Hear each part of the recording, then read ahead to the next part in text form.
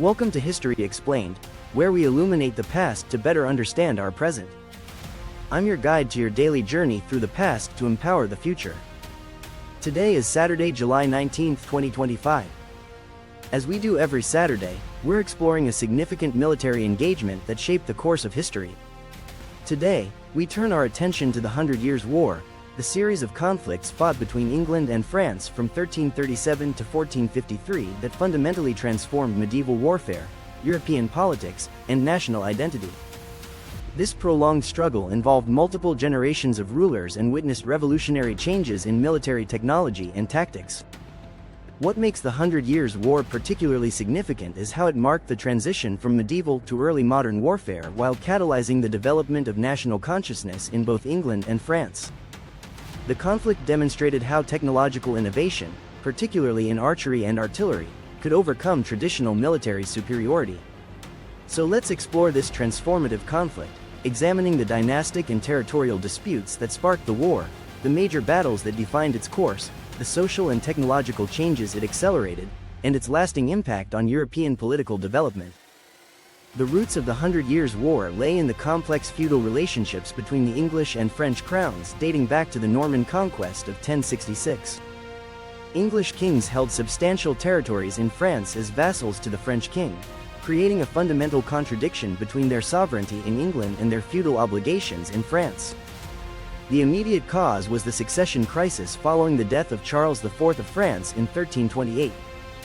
Edward III of England claimed the French throne through his mother Isabella, daughter of Philip IV.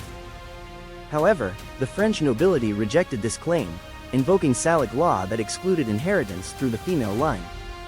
Philip VI, chosen by the French nobles, became king, but Edward III never renounced his claim to the French throne. This dynastic dispute provided the legal framework for what would become over a century of intermittent warfare between Europe's two most powerful kingdoms. Territorial tensions escalated when Philip VI confiscated the English-held Duchy of Gascony in 1337, providing Edward III with the immediate pretext for war. Gascony's wine trade was crucial to the English economy, making its loss unacceptable to English commercial interests. The war began with English naval victory at the Battle of Sluys in 1340, where English longbowmen devastated the French fleet and established English control of the English Channel.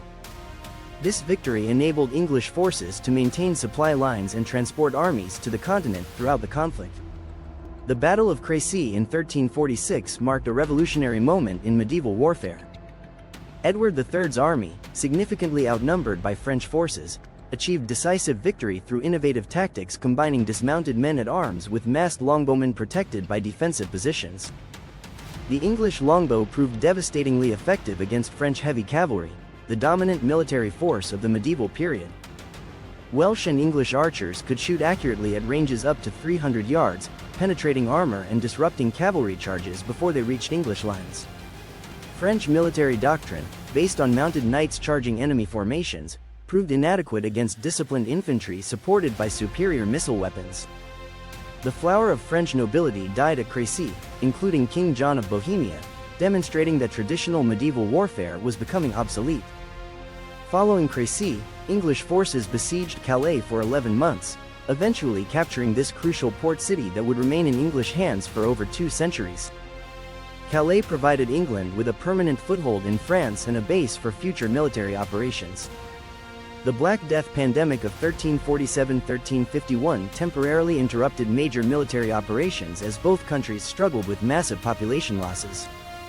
However, the war resumed with increased intensity as social disruption created new military opportunities and challenges.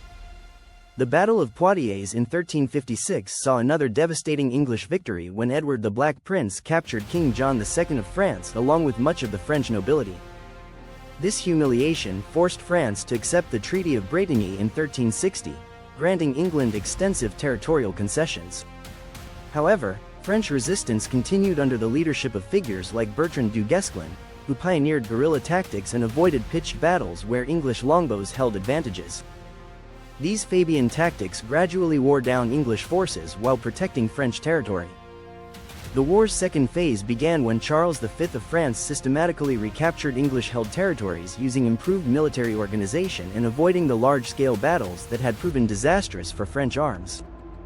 By 1380, England retained only Calais and a small area around Bordeaux. Henry V of England renewed major English offensive operations with his invasion of France in 1415. The Battle of Agincourt became the most famous English victory of the war, where heavily outnumbered English forces again demonstrated the longbow's devastating effectiveness against French cavalry.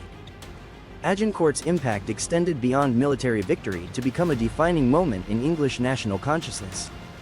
Shakespeare's later dramatization of Henry V's speech before the battle created lasting cultural memories of English triumph against overwhelming odds. English forces followed up Agincourt by systematically conquering Normandy, demonstrating improved siege techniques and military organization. The Treaty of Troyes in 1420 recognized Henry V as heir to the French throne, representing the height of English success in the war. However, English fortunes reversed dramatically after Henry V's death in 1422 and the emergence of Joan of Arc in 1429. This peasant girl convinced the Dauphin Charles that she had divine mission to expel the English and secure his coronation as rightful King of France. Joan of Arc's intervention at the Siege of Orléans marked the turning point of the war. Her presence inspired French resistance while providing psychological boost that transformed military morale and popular support for the French cause. Although Joan was captured and executed by the English in 1431, her impact proved lasting. French forces continued gaining momentum, gradually pushing English armies back while developing more effective military techniques and organizational systems. The war's final phase saw continued French advances as they developed artillery and siege techniques that neutralized English defensive advantages. The improvement of gunpowder weapons began making traditional fortifications and even longbows less effective. The Battle of Castellon in 1453 marked the war's effective end when French artillery destroyed an English army attempting to relieve the siege of this strategic town. This engagement demonstrated how gunpowder weapons were transforming siege warfare and battlefield tactics. English forces were gradually expelled from all French territory except Calais, which they would retain until 1558. The dream of English dominion over France died with the loss of territories held for centuries, forcing England to focus on maritime expansion rather than continental conquest. The Hundred Years' War's impact on military development was revolutionary.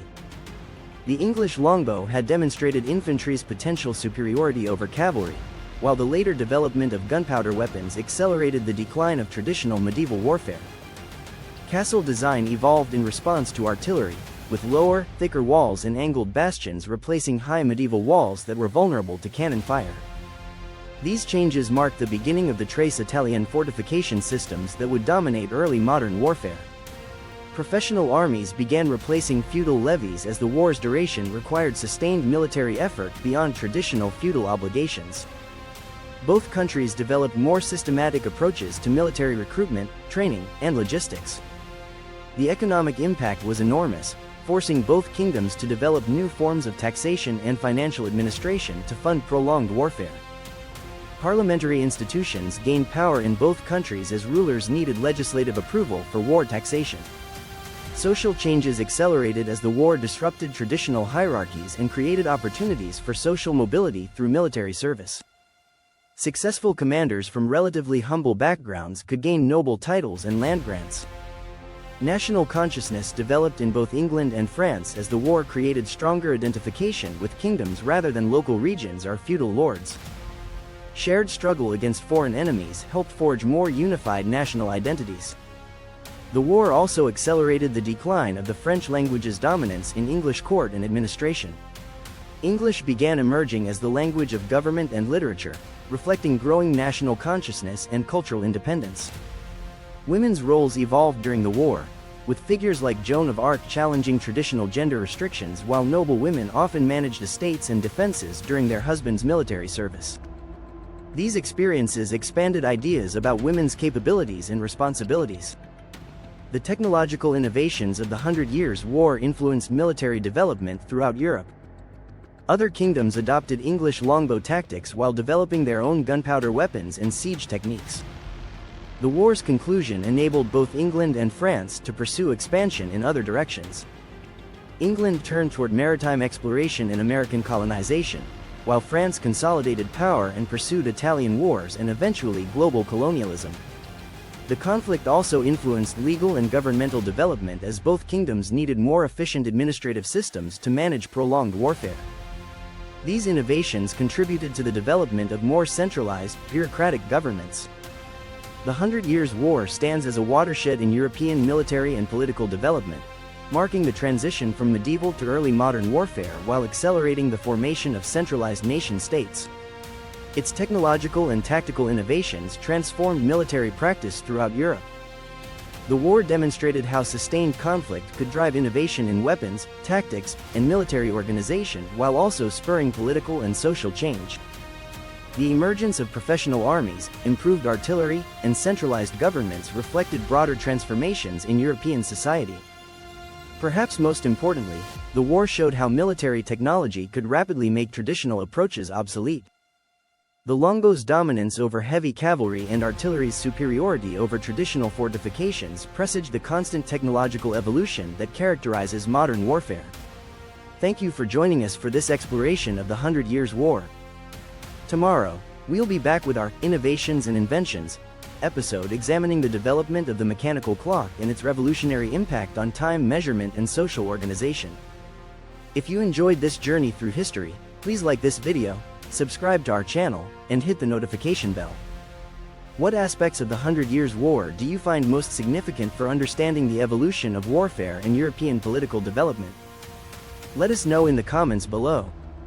Until next time, I'm your guide for History Explained, where we believe that understanding yesterday is the key to navigating tomorrow.